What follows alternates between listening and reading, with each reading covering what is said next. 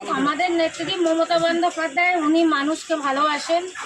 উনি 21শে জুলাইয়ের মঞ্চ থেকে ঘোষণা করেছিলেন আমাদের পাড়া আমাদেরই সমাধান। এটা ভারতবর্ষে কোনো রাজ্যই এই প্রকল্প, এই ঐতিহাসিক প্রকল্প কিন্তু নেই। এবং আমাদের পাড়া আমাদের সমাধান এটা কি প্রকল্প ওরা জানেই না।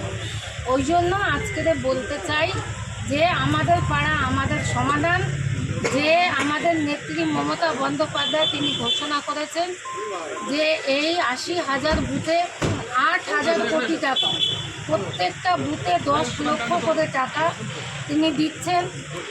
কোন কোন খাতে কাজ করতে পারবেন সেই খাতের 16টা স্কিমের উপরে কাজ করতে পারবেন, সেটাও দিদি কিন্তু নির্দিষ্টভাবে বেঁধে দিয়েছে। আবার কি প্রকল্প দিদি ঘোষণা করবে তার ঠিক নেই, কারণ এটা যখন একটা প্রকল্প দেয় তখন মানুষের সঙ্গে একটা জনসংযোগ বাড়ে। যখন আপনারা দেখবেন আমাদের নেত্রী উনি যেখানেই যান তখন একটা ঐক্যর বার্তা দেন, একটা একতার বার্তা দেন, একটা সম্প্রীতির বার্তা দেন। সবসময় উনি মানুষের সঙ্গে একটা ঐক্যভাবে থাকতে চায়।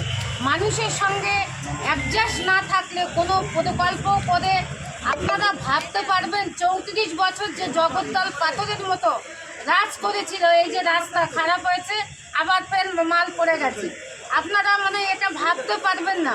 এবং যে বিজেপি সরকার 2014 সালে যখন নরেন্দ্র মোদী ক্ষমতায় আসলো, ক্ষমতায় আসার পরে মানুষের মনের মধ্যে কোনো মানুষ তারা বলতে পারবে না যে আমরা সঠিকভাবে আমরা সবসময় তাদের একটা মানুষের মধ্যে একটা ভয় নিয়ে একটা আতঙ্কে মানুষ কিন্তু বেঁচে আছে।